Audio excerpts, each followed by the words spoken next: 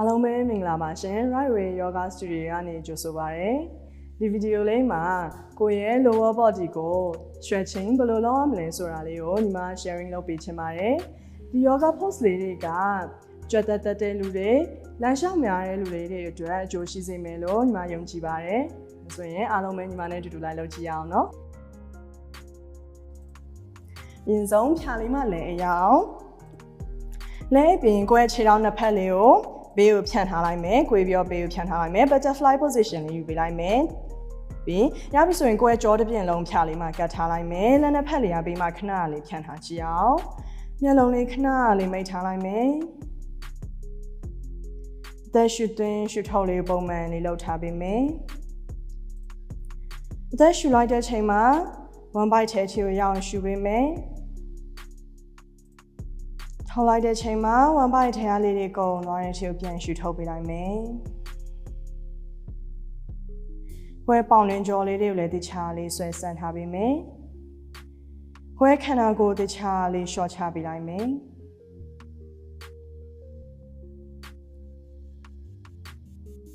မိမိရဲ့ခန္ဓာကိုယ်လေးကိုရှူသွင်းရှူထုတ်လေးလုပ်ပြီးတော့တခြားလေးကိုအာရုံစိုက်ထားပေးလိုက်မယ်။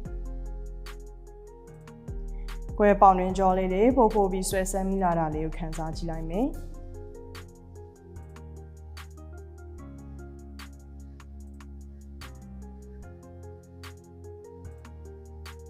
ဒီနေရာမှာနောက်ထပ်3ချိန်လောက်ရှူသွင်းရှူထုတ်လေးထပ်လုပ်ကြည့်အောင်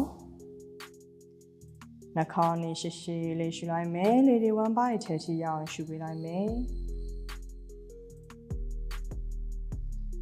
ဖြည်းဖြည်းချင်းစီပြန်ရှူထုတ်ရှော့ချလိုက်မယ်နှာခေါင်းနဲ့ပြန်ရှူရအောင်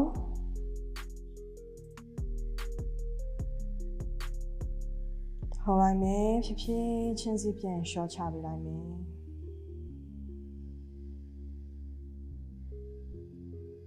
နောက်ထပ်တစ်ချိန်လောက်နှာခေါင်းနဲ့ရှည်ရှည်လေးပြန်ရှူလိုက်မယ်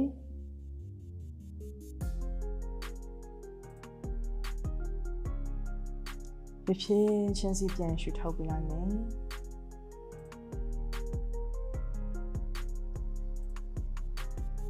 ဒီမျက်လုံးလေးသားလေးပြန်ဖွင့်ပြီးတော့ဒီနှစ်ဖက်လေးသားလေးလက်လေးနဲ့ပြန်သိမ်းလိုက်မယ်လက်လေးနဲ့ဖြည်းဖြည်းချင်းစီပြန်သိမ်းခြေထောက်နှစ်ဖက်ကိုဖြာပြားကျဲစားလောက်လေးချဲထားလိုက်မယ်ဒီနှစ်ဖက်လေးကထောင်ထားလိုက်မယ်လက်လေးနှစ်ဖက်ကိုကိုယ့်ရဲ့ပခုံးပေးလေးမှာမှောက်ထားလိုက်မယ်ရပြီဆိုလို့ရှင်ခြေထောက်နှစ်ဖက်လေးပညာလေးစောင်းပြီးကြည့်အောင်ခါလေးပေးပါတခြားလေးခါလေးကိုလည်းနည်းနည်းလေးလိုက် short ထားပေးလိုက်မယ်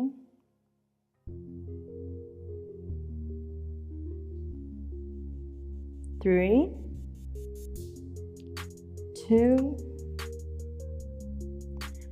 1 ရပါပြီအခုကိုယ့်ညာဖက်ခြေထောက်လေးကဘယ်ဖက်တူဘောကိုတင်လိုက်မယ်တင်ပြီးလို့ရှိရင်ဘယ်ဖက်ရဲ့ဒီညို့တကြီးနားလေးကိုလက်လေးနှစ်ဖက်နဲ့ပိုင်လိုက်မယ်ပိုက်ပြီးကိုယ့်ရဲ့ခန္ဓာကိုယ်ဖက်စီကိုဆွဲကပ်လိုက်မယ်ညမှာကိုယ့်ရဲ့တင်မကြော်လေးတွေကိုဆွဲဆန့်ထားပေးမယ်တင်မကြော်လေးတွေပေါင်တွင်ကြော်လေးတွေတခြားလေးဆွဲဆန့်ထားပေးမယ်ရလို့ရှိရင်ဖြည်းဖြည်းချင်းရှူသွင်းရှူထုတ်လေးလုပ်ရင်းနဲ့ခြေထောက်လေးကိုခန္ဓာကိုယ်ဖက်စီကိုဖြည်းဖြည်းချင်းစီထပ်ဆွဲကပ်လိုက်မယ်ဒါလေးဆွဲကပ်လိုက်တဲ့အချိန်မှာတင်မလေးအရန်ထောင်အောင်လို့ရှင်နည်းနည်းလေးတင်မလေးပြန်ချပေးကြည့်လိုက်မယ်မီးညောင်လေးဖြာပေါ်ပြန်ချပြီးတော့ပဲခြေထောက်နှစ်ဖက်လေးကိုဖက်စီကိုဆွဲကပ်ပေးလိုက်မယ်ပခုံးအားလေးတွေကို short ထားပေးမယ်လေဘဲမှာအရင်တောင်းထားမိရလေးတွေရှင် short ထားပေးမယ်ရှူသွင်းရှူထုတ်လေးလုပ်ရင်းနဲ့ပဲခြေထောက်လေးကိုဖက်စီကိုဖြည်းဖြည်းချင်းစီထပ်ဆွဲကပ်ပေးမယ်ပြီးတင်မကြော်တော့မှတင်းနေတဲ့ဟာလေးကိုခံစားကြည့်လိုက်မယ်ကိုယ့်ရဲ့ခန္ဓာကိုယ်လေးကိုစိတ်ရှိရှိလေးနဲ့တည်တည်ချာချာလေးကို short ထားပေးမယ်ဒီနေရာမှာနောက်ထပ်5 scan လောက်လေးထပ်ထိန်ကြည့်အောင်5 4 3 2 1 ရပြီဖြည်းဖြည်းချင်းကိုယ့်ရဲ့လက်နှစ်ဖက်လေးကို short ပြီးတော့ခြေထောက်လေးဖြာပေါ်ပြန်ချလိုက်မယ်ချပြီးနောက်တစ်ဖက်လေးပြောင်းကြည့်အောင်ဒီတစ်ချိန်ကိုယ့်ရဲ့ဘယ်ဖက်ခြေထောက်လေးကညာဖက်2ပေါ်လေးတာလေးတင်လိုက်မယ်တင်ပြီးညာဖက်ခြေထောက်လေးချပြီးတော့ညာဖက်ညို့တကြီးနားလေးကိုလက်နှစ်ဖက်လေးနဲ့ပိုက်ထားလိုက်မယ်ပိုက်ပြီးတော့ခုနလိုပဲကိုယ့်ဖက်စီလေးကိုဆွဲကပ်လိုက်မယ်ဆွဲကပ်လိုက်တဲ့ချိန်မှာဘယ်ဖက်ကတင်မှာပေးကြောလေးကိုဆွဲဆန့်မိရမယ်ပြီးရပြီဆိုရင်ဒီနေရာမှာလေးခဏလေးငြိမ်ငြိမ်လေးထိန်းထားကြည့်အောင် ကွဲကြောတစ်ပြင်းလုံးကလည်းဖြာလေးနဲ့တခြားလေးကတ်ထားပေးမယ်ပခုံးလေးအရင်တောင်းထားမိတာလေးရှင်းလျှော်ထားပေးမယ်ပြီးဒီမှာခဏလေးဆက်ထိန်ကြည့်အောင်တော့ပုံမှန်လေးရှုသွင်းရှုထုတ်လေးလုံးမယ်ရှုထုတ်လိုက်တဲ့ချိန်မှာကိုယ့်ရဲ့စိတ်လေးလျှော့ပြီးတော့ကိုယ့်ရဲ့ခြေထောက်လေးကိုဖက်စီနည်းနည်းလေးဆွဲကပ်ပေးလိုက်မယ်ဒီနေရာမှာငါ scan လောက်လေးထပ်ထိန်ကြည့်အောင်5 4 3 2 1ရပါပြီဖြစ်ချင်းစီခြေထောက်လေးပြန်လျှော်လိုက်မယ်လျှော်ပြီးတော့ကိုကြိုက်တဲ့ဖက်လေးကိုဖြစ်ချင်းစီပေးဆောင်မိထားရအောင်ထားပြီးတော့ tabletop position လေးယူလိုက်မယ် tabletop position လေးယူလိုက်တဲ့ချိန်မှာပခုံးရဲ့လက်ရဲ့တဒန်းထဲပဲကိုယ့်ရဲ့တင်မရဲ့ဒူလေးရဲ့တဒန်းနဲ့ညှိပေးကြည့်လိုက်မယ်ပြီးရင်ဒူနဲ့ဖက်လေးကိုကိုယ့်ရဲ့တင်မကျဲစာလောက်လေးကိုချဲထားပေးကြည့်အောင်ရပြီဆိုလို့ရှိရင်ညာဖက်ခြေထောက်လေးနောက်ဆန်ချလိုက်မယ်ဆန်မြောခန္ဓာကိုယ်လေးရှေ့တူနောက်ဆုပ်လေးလုပ်ပေးကြည့်အောင်ဒါလေးလုပ်တဲ့ချိန်မှာခေါင်းအောက်အရင်ညွှန်ချထားတာတော့မလုပ်ဘဲနဲ့ကိုယ့်ရဲ့ကြောလေးကိုတစ်ဖြောင်းနဲ့ဖြောင်းထားပေးကြည့်လိုက်မယ်1 by လေးကိုထဲကိုအနည်းငယ်ဆွဲချထားပေးမယ်ပြီးခန္ဓာကိုယ်လေးရှေ့တူနောက်ဆုပ်လေးလုပ်ထားပေးကြည့်လိုက်မယ်တကောက်ကွေးနာအကြောလေးတွေခြေသလုံးနာအကြောလေးတွေဆွဲဆန်းထားပေးကြည့်မယ်5 4 3 2 1နောက်မှာဖိချပြီးခဏလေးထိန်းချအောင်ဖနှောက်လေးဖြာလေးနဲ့အနီးကပ်ဆုံးထိယူပြီးတော့ဖိချထားကြည့်မယ်ခြေသလုံးနာအကြောလေးလေးပို့ပြီးတော့ဆွဲဆန်းထားပေးကြည့်အောင်ပြီးခဏလေးထိန်းကြည့်မယ်နော်5 4 3 2 1ဖြစ်ချင်းစီပြန် short tabletop position လေးပြန်ယူပြီးတော့နောက်တစ်ဖက်လေးပြောင်းကြည့်အောင်ဒီတစ်ချိန်ဘယ်ဖက်ခြေအောင်လေးနောက်ဆန်းလိုက်မယ်ခုနလိုပဲခန္ဓာကိုယ်လေးရှေ့တူနောက်ဆုံးလေးပြန်လုပ်ပြီးကြည့်အောင်5 4 3 2 1နောက်မှဖိချပြီးခဏလေးထိန်းချလိုက်မယ်။ကိုယ်ဖနှောက်လေးကိုဖြာလေးနဲ့အနီးကပ်ဆုံးထိရအောင်ယူထားပေးကြည့်မယ်။ခြေသလုံးသားကြောလေးတွေကိုတခြားလေးဆွဲဆန်းထားပေးမယ်။ခဏလေးထိန်းချအောင်5 4 3 2 1ပြန်လျှော့ပြီးတော့ tabletop position လေးကနေ downward facing dog လေးသွားကြည့်လိုက်မယ်။ခြေချောင်းလေးထောင်းလိုက်မယ်။ဒူလေးသားလေးချွားပြီးမှဖြစ်ချင်းစီတင်မလေးပေါ်ထောင်းလိုက်မယ် downward facing dogရတဲ့လူကခြေဖနှောက်လေးဖြာပေါ်လေးချထားပေးလိုက်မယ်ဒီညမှာအရန်တင်းနေဆိုလို့ရှင်ဒူလေးနည်းနည်းခွေးလာလို့ရတယ်1 by လေးကပေါင်ဖက်နာလေးကတ်ထားပြီးကြည့်လိုက်မယ်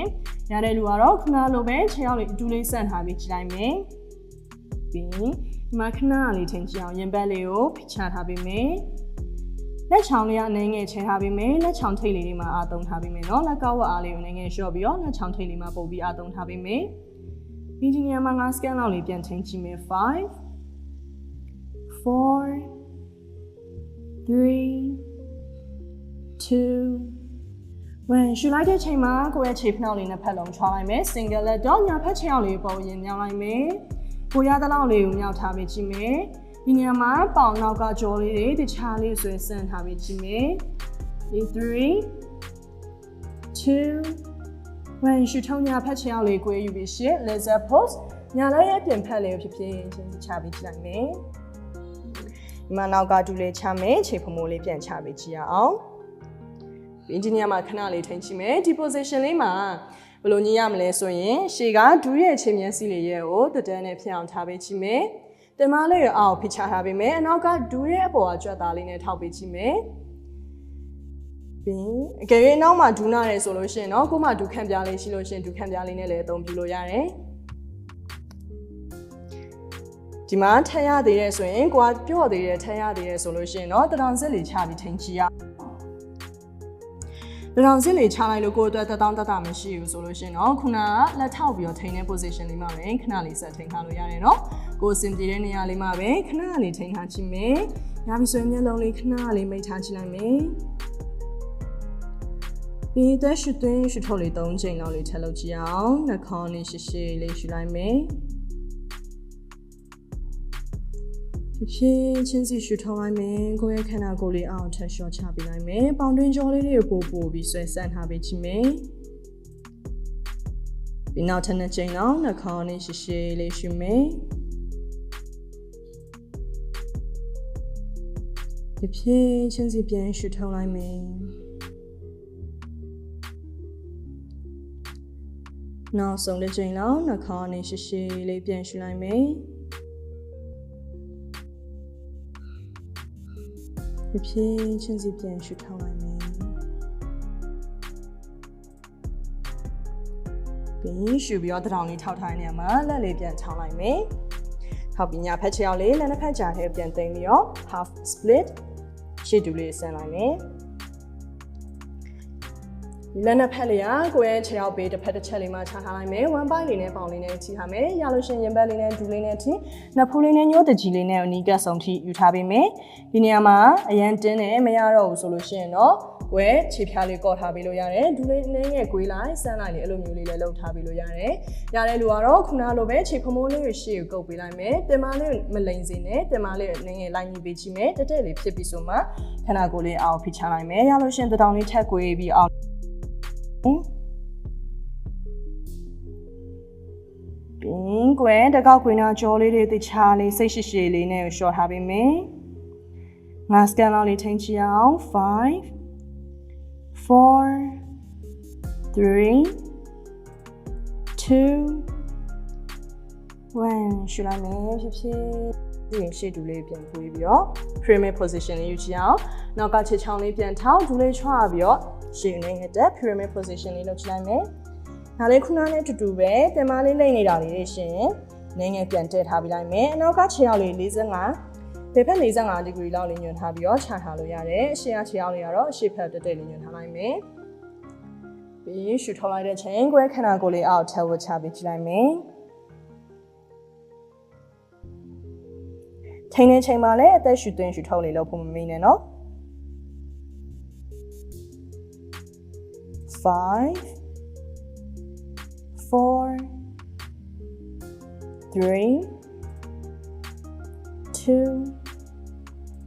1ရှုပြီးရှေ့ဒူလေးနဲ့ပြန်ကွေး wall facing တော့ညောင်လေးနောက်ပြန်ပို့ပေးချလိုက်မယ်။မာဝါတော့လေးရှောက်ချအောင်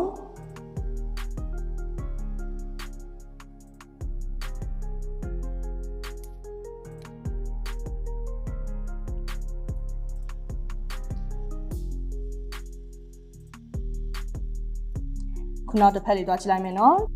မြေဖက်ချောင်းလေးပေါ်ချလိုက်မယ်ဒီမှာတတိထားမှာတခုကတင်မလေးလန့်သွားတာတော့မဖြစ်စေနဲ့တင်မလေးရဲ့အနေငယ်ပြန်တဲထားပေးလိုက်မယ်ချောင်းလေးပေါ်ရင်မြောက်ထား3 2 1ဖြည်းဖြည်းချင်းစီကွေးယူပြီးတော့ဘယ်ဖက်ချောင်းလေးကဘယ်ဖက်လက်ရဲ့ပြင်ဖက်လေးကိုချချလိုက်မယ်ဒီမှာဘယ်ဖက်လက်ရဲ့အပြင်ဖက်ချီမချနိုင်ဘူးဆိုလည်းကိစ္စမရှိဘူးကိုယ်တလားလောက်ပဲရတယ်ဆိုလို့ရှင်ကိုယ်လက်လေးနဲ့ယူပြီးတော့အရှိလေးကိုချပေးလိုက်ရပြီဆိုလို့ရှိရင် lizard pose ဒီနေရာမှာလေးခဏလေးထိန်းကြည့်လိုက်မယ်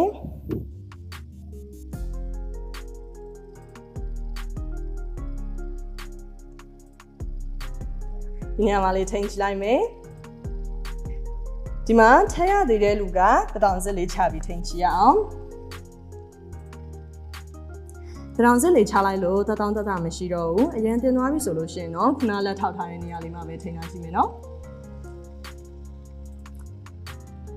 ဒီမှာ3ချိန်လောက်ရှုသွင်းရှုထုတ်လေးထပ်လုပ်ကြည့်အောင်နှာခေါင်းနဲ့ရှည်ရှည်လေးရှုလိုက်မယ်ဖြည်းချင်းစီပြန်ရှုထုတ်လိုက်မယ်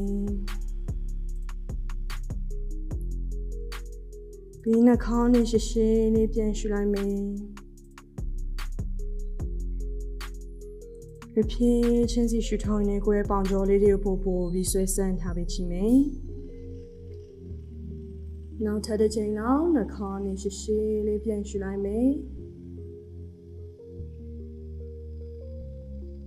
ဖြည်းချင်းစီရှုထုံးခန္ဓာကိုယ်လေးကိုရှော့ချပေးလိုက်မယ်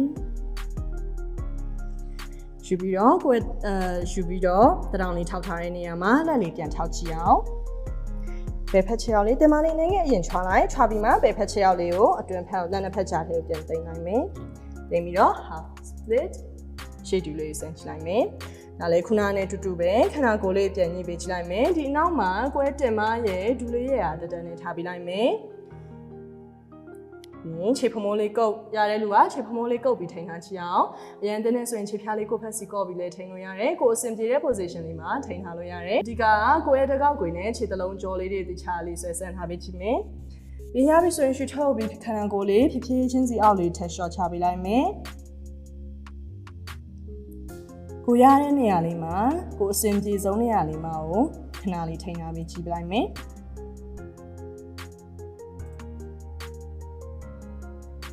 3 2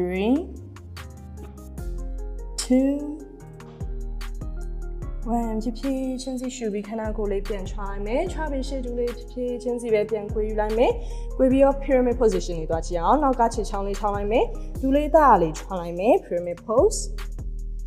ဒီမလေးလေးငယ်ငယ်ပြန်ညှိပေးလိုက်မယ်ညှိပြီးမှရပြီဆိုရင်ခဏကိုယ်လေးအောင်ပြန်ဖိချလိုက်မယ်နောက်ကခြေချောင်းလေးတွေကဖြာလေးတခြားလေးကုတ်ထားပေးကြည့်အောင်ခဏလေးထိန်းထားရှိမယ်စိတ်လေးရှော့ထားစိတ်လေးရှော့ထားလိုက်မယ်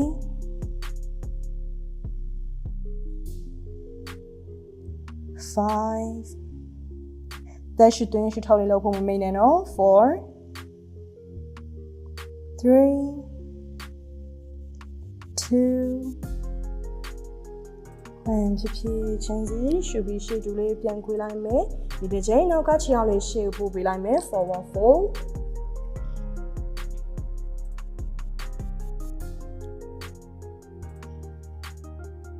ရတဲ့လူကနဖက်လေးကိုယ့်ခြေတလုံးလေးနောက်မှပိုက်ထားလိုက်မယ်ဒီမှာလေးရှေ့ကိုတွန်းပို့ထားလိုက်မယ်တွန်းပို့ပြီးအောက်လေးဖိချထားမယ်ဒီမှာအရင်တင်းနေမခံနိုင်ဘူးဆိုလို့ရှိရင်လက်လေးနဲ့ဖက်ကိုရှေ့မှာပဲချဒူလေးနဲ့ငယ်ကွေးပြီးထိန်းထားလို့ရတယ်1 bite လေးနဲ့ပေါင်လေးနဲ့ကတ်ထားပေးမယ်